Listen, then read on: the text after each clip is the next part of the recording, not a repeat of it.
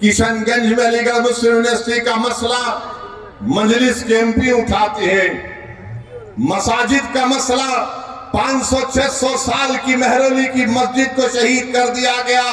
क्या आपके किशनगंज के कांग्रेस के एमपी ने मुंह खोला? नहीं बोल सके। किसने बोला? मजलिस इत्तेहादुल मुस्लिमीन ने उसकी आवाज उठाई। आप देखते हैं बिल्किस बानो का मसला हुआ, किसने पार्लियामेंट में उसका मसला उठाया? मजलिस ने उसको आवाज उठाई इंसाफ के लिए।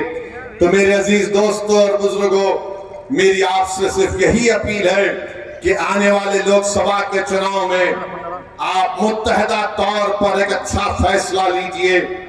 हम भी नहीं चाहते कि बिहार में बीजेपी और नीतीश कुमार के एमपी कामयाब हो जाएं।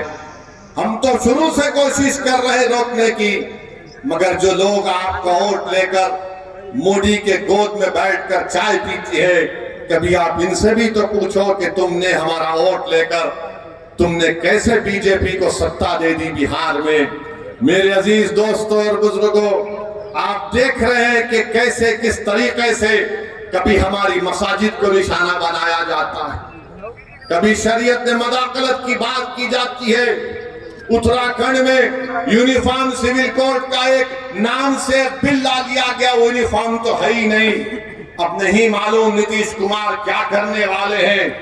बीजेपी के साथ मिलकर बैठे हैं। यहां पर फसाद हुआ था 1 साल पहले, 100 साला मदरसे को जला दिया गया। मैं तुमसे पुकार पुकार कर कह रहा था, कहां वो सेकुलरिज्म के दावे करने वाले, कहां है तेजस्वी यादव?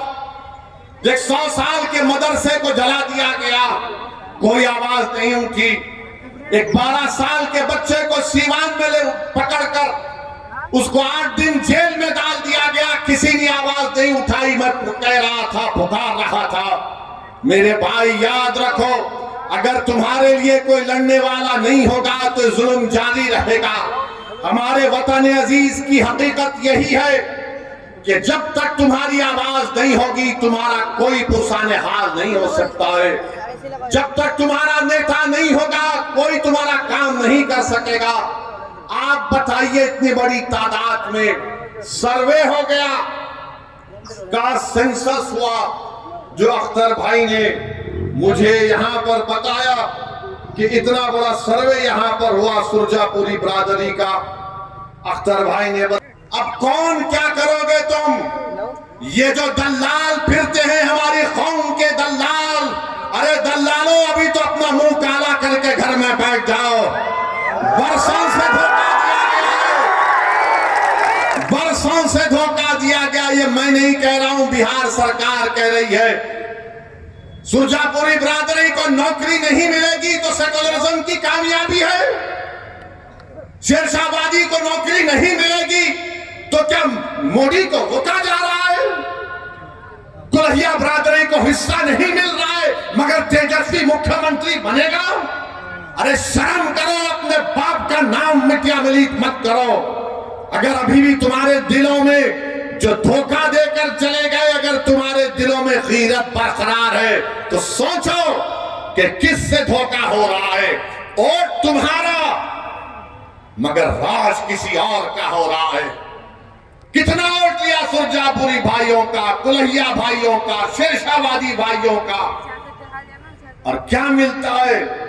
कुछ नहीं मिलता, सिर्फ वादे मिलते हैं। और चुनाव आएगा तो बोलेंगे सेकुलरिज्म को जिंदा रखो। सेकुलरिज्म को जिंदा रखने का मतलब यह है कि या तो तेजस्वी को मुख्यमंत्री बना दो या नीतीश को बना दो, और तुम घर में जाकर रोज अपनी तबाही और बर्बादी के नजारों को देखते रहो।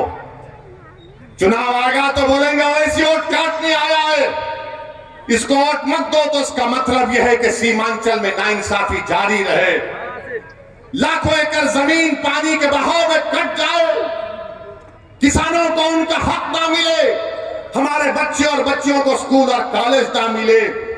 मेरे भाई, ये सच्चाई आपको बयान कर रहा हूं। इसीलिए तो सब के सब हम पर गाली लगाते हैं, हम पर इल्जाम लगाते हैं। मैं सच्चाई को तुम्हारे सामने बयान कर रहा हूं। मैं पोखाली की जनता से और बहादुरगंज की जनता से अपील करने आया हूं ठाकुरगंज की जनता से अपील करने आया हूं कि आप अख्तर अल ईमान को मजबूत करिए। जब मैं ये कह रहा हूं सुनिए, तेजस्वी तुमने जो 4 गुलाब जामुन समझकर हमारे विधायक को खा लिया, वो हजम कर गए तुम उनको? क्या किया तुमने उन 4 का?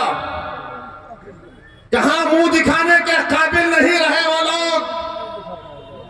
आज अख्तर अल ईमान से कह रहे, अरे हमने पहले दिन से कहा था कि हम बीजेपी से कभी समझौता नहीं करने वाले, हम कभी समझौता नहीं किए, ना करेंगे कभी इंशाअल्लाह ताला। 2 मर्तबा नीतीश कुमार को तुमने मुख्यमंत्री बनाया और 2 मर्तबा नीतीश कुमार ने बिहार की जनता को धोखा दिया और बीजेपी को सत्ता दी। मगर बताओ, इनकी जबानें बंद है, जबानें बंद है, कुछ नहीं कहते।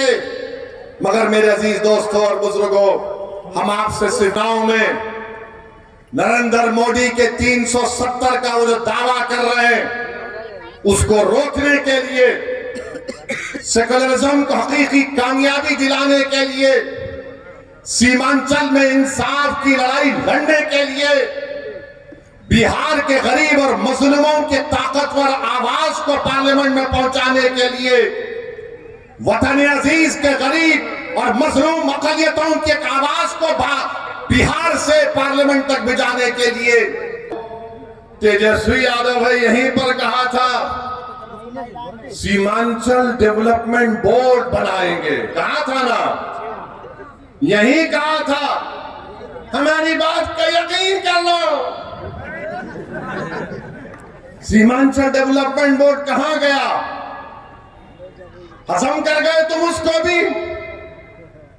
जब वोट लेना आता है तो सब खड़े होकर झूठी बातें करते हैं। और क्या कहा था तेजस्वी ने कि हैदराबाद से ओवैसी